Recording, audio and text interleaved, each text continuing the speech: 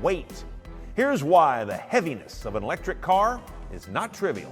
The negative impacts of EVs are increasing day by day. EVs were once considered an automobile revolution. They were indeed a great solution for the environmental problems that shook the world, especially the greenhouse gas emissions caused by petrol and diesel vehicles. Unlike conventional gasoline, electric vehicles were considered to significantly reduce greenhouse gas emissions. Recent criticism of EVs proposes the opposite. EVs may not be a solution for the ongoing climate crisis, rather it may add more fire to it. Are EVs a boon or a bane? In spite of the devastating effects of global warming, EVs have become so popular in the Western market. The US is supposed to be the biggest market for EVs, with the backing of government incentives. We now follow China, which is also a big name in the EV market. The proliferation of electric vehicles has intensified in the last 10 years, as more brands continue to enter the space. But are they really successful? That could be a discussion. Even the giants in the field like Tesla, BYD, etc. are choking on the ongoing EV crisis. The negative features of EVs that have been popping up recently, along with the overprice, are the major reasons for the EV setback. The list of EVs' drawbacks seems too long, starting with their environmental impact. Even though EVs rely on electricity as the main source of energy, they're often generated from fossil fuels and use rare earth metals, mined in environmentally harmful ways. Another important drawback is the lack of infrastructure. The popularity of EVs worldwide is so high, but no one talks about the associated infrastructure to support them. Despite the incentives provided by the Biden government, finding a charging station is still an arduous task for customers. This has a huge impact on people's preference for gasoline vehicles over electric vehicles. Recently, concrete e-roads have been discussed, often in the media. Concrete e-roads make it possible for an electric vehicle to be charged inductively via a wireless method using magnetic coils placed on the road's surface. These coils induce an electric charge to magnetic coils fitted on a vehicle, charging the battery of the vehicle. The success of such a system is yet to be assessed. Batteries that just can't handle the cold are yet another nightmare for customers. Lithium-ion batteries are often susceptible to cold weather, which becomes particularly significant in temperate regions like Europe and the US, where temperatures vary seasonally. EVs are becoming greatly expensive to insure, with premiums potentially reaching $6,000 annually, which is extremely high compared to other vehicles. Maintenance costs tend to be as high as $50,000, which makes people think that it's better to buy a gas car than just repair their EVs. The last one on the list is the recent incidents of thermal runaway. Thermal runaway is causing EVs to catch fire while charging, and over 100 deaths have already occurred in the US. Despite the severe problems discussed above, recent reports are suggesting yet another grave drawback for EVs. The Telegraph report says, analysis has shown that electric cars damage roads twice as much as their petrol equivalents.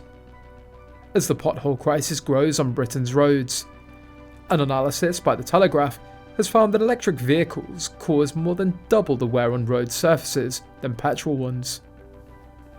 This can have a great impact on the whole infrastructure by causing more potholes. This will significantly affect the economy and transportation system of Western countries. Now, what's the scientific explanation behind this?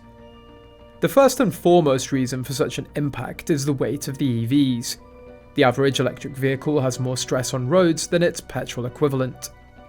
This is estimated to be 2.24 times more than petrol and 1.95 more than diesel because of its weight. Larger electric vehicles weighing over 2,000 kilograms, which is around 2 tons, cause the most damage. With twice the wear applied to roads, such stress on roads causes severe movement of asphalt road surface, which will eventually create small cracks. If they're not fixed on time, then they can expand on their own and eventually develop into potholes. As potholes increase, the safety of travellers is affected. Now, what's the basis of the Telegraph's report? The Telegraph used analysis led by the students and faculties of the University of Leeds, England. They assessed the weights of 15 popular electric car models along with their petrol equivalents. The method of analysis was different. They divided the models by size, including small electric cars, weighing over 1,000 kilograms, which included BMW's Mini Cooper along with Peugeot E208, 1,500 weighted medium vehicles, like the Ford Focus Electric and Vauxhall Corsa E, and large vehicles, namely the Audi e-tron 50 Quattro and Jaguar I-Pace EV. They concluded that the electric vehicles were on average 312 kilograms heavier than their petrol versions. The reason was that they must carry heavy batteries, which can weigh up to 500 kilograms for better performance. They analysed the road damage using the fourth power formula method, which highway engineers and researchers use to assess the impacts of heavy vehicles. Another research from Scotland also backed this criticism. A group of researchers from the University of Edinburgh in Scotland found that electric lorries could increase the damage to roads in Scotland by almost 3 times. The impacts are evident now. It seems that the UK is suffering from a severe pothole crisis. What concerns the government is that an estimated £12 billion is necessary to repair those potholes. The motorways can withstand these heavy EVs as they're constructed to withstand such heavy loads. But residential and rural roads cannot support this weight. Heavy electric cars could exacerbate the problem on those roads. Concrete roads offer a stronger road surface that offers greater long-term performance with minimum maintenance requirements than asphalt. Furthermore, concrete roads offer a charging solution that can overcome the lack of charging points, said Joe Quirk, BritPave chairman. The number of electric cars driven has increased to 900,000 in 2019, ahead of the Biden government's ban on the sales of new petrol and diesel cars as part of the US's electrification and net zero drive. This increased number of EVs will exponentially increase the wear and tear on the US's roads. But which roads will be impacted the most? The roads where fewer HGVs and buses were used could have a greater impact. The proportion of large vehicles has to be balanced to reduce the negative effects on the road. It seems that the road damages caused by the EVs are inevitable, and so is the additional cost for their repair. The consumers have 2 options: they can either pay the tax for the frequent road repairs, or they may choose to return to petrol vehicles, leaving nature to pay the price. But who loses then? The same people. What do you think? Should the customers pay an additional tax over the already overpriced EVs in the market? Do let us know in the comments. Hit the like button and subscribe for more automotive news that sprouts in the industry. Now keep the buzz going on in the comments until we meet again.